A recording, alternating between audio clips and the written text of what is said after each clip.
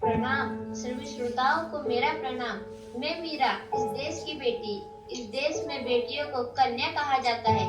उसे लक्ष्मी, सरस्वती, माँ दुर्गा के रूप में देखा जाता है और नवरात्रा के दिनों में तो साक्षात उसे घर घर में पूजा जाता है। फिर क्या हो गया कि आज वह अपने अस्तित्व की लड़ाई लड़ रही है। वह अपने जीवन की भीख मांग रही है। अरे बेटी तो हर घर की शान है, उसी से घर में रोशनी है। बेटी तो घरों को जोड़ती है। तो आइए बेटियों के सम्मान में हम एक नाटक प्रस्तुत करने जा रहे हैं, जिसका शीर्षक है बेटी बचाओ बेटी पढ़ाओ। मीरा, ओ मीरा, तुमने मुन्ना को कहीं देखा क्या? पता नहीं सुबह सुबह कहाँ चला गया। अभी उसने कुछ खाया भी नहीं, दूध भी नहीं पिया और स्कूल जाने की तैयारी भी तो करनी है। नहीं माँ, मैंने तो मुन्ना को नहीं देखा। मैं तो सुबह से बर्तन ही धो रही हूँ। माँ, मुझे भी स्कूल जाना है। मुझे पढ़ना लिखना बहुत अच्छा लगता है। मेरा भी दाखिला स्कूल में करा दो ना माँ। ए छोरी, बड़ी आई स्कूल जाने वाली, घर के कामकाज अच्छे से सीख ले। आगे चलकर यही तेरे काम आने वाले। पढ़ लिख कर कौन सा तुझको कलेक्टर बनना है? जल्दी जल्दी बर्तन साफ कर। माँ जी, मीरा को भी स्कूल में दाखिला दिला दीजिए ना। उसे भी पढ़ना लिखना जरूरी है। तू चुप कर। पढ़ना लिखना ये तो केवल लड़कों का काम है। उन्हें आगे चलकर घर गृहस्थी की जिम्मेदारी संभालनी होती है।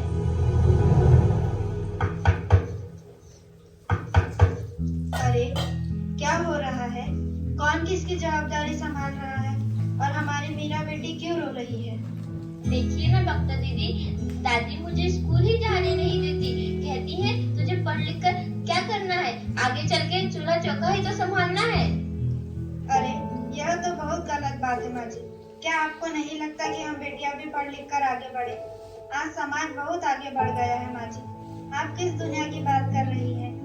हम 21वीं सदी में जी रहे हैं। मैं आज ही टीचर दीदी से बात कर मीरा का दाखिला स्कूल में कराती हूँ। और हाँ, मैं तो यहाँ इसीलिए आई थी कि मुन्ना को पोलियो ड्रॉप दिया कि नहीं। जगह जगह इसके कैंप लगे हैं। अच्छा हुआ बहन जी आप आ गए। अब मुन्ना को पोलियो ड्रॉप भी दे देंगे और मैं इसे स्कूल भी पहुंचा दूंगी। अच्छा मीरा, अब तुम रोना नहीं। तुम जरूर स्कूल जाओगी और एक दिन पढ़ लिख कर मेरी तरह बहुत अच्छी डॉक्टर बनोगी। ठीक है बेटा।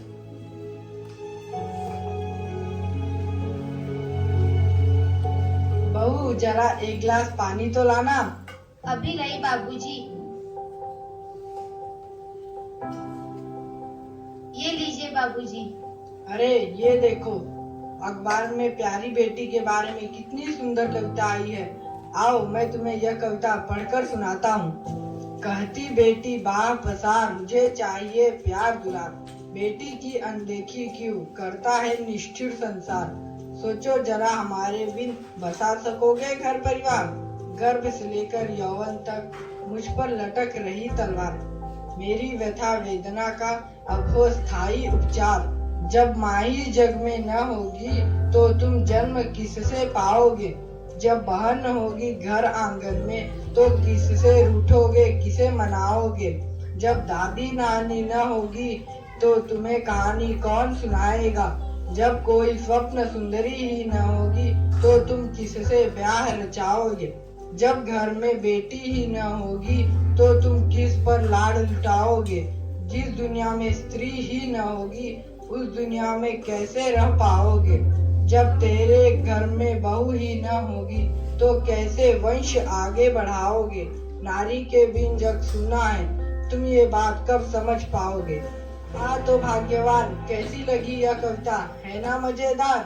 काहे की मजेदार कविता मुझे नहीं आई पसंद। अरे कोई घर में है क्या? आइए आइए टीचर दीदी, हम आप ही का इंतजार कर रहे थे।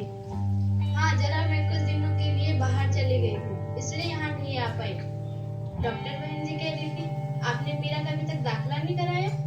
ये तो बहुत होनहार छात्रा है, हमेशा अच्छे अंक लेकर उत्तीर्ण होती है। हाँ, मैं भी तो यही चाहती हूँ कि मीरा स्कूल जाए, खूब पढ़े। और मेरी यहाँ सुनता कौन है। हाँ हाँ, खूब पढ़ाओ लड़की को और बाहर भेजो। जब कुछ गलत सलत हो जाएगा ना तो मुंह छुपाने की भी जगह नहीं मिलेगी। की बात कहाँ लेकर बैठ गए? मीरा को 10वीं तक तो पढ़ाई पूरी कर लेने दीजिए, आगे की पढ़ाई के बारे में बाद में सोचेंगे। हाँ टीचर दीदी, हम मीरा को अवश्य स्कूल भेजेंगे। मैं उसे मेरे जैसा अनपढ़ नहीं रहने दूंगी, उसे खूब पढ़ाऊंगी। कल मीरा को तैयार रखना, मैं उसे लेने आऊंगी। क्यों दादाजी, सही कहा ना मैंने? हाँ हाँ बेटा, बिल्कुल सही कहा। मैं तो कब से कह रहा हूँ कि मीरा को भी स्कूल जाने दो। प्रणाम दादाजी। प्रणाम बेटा।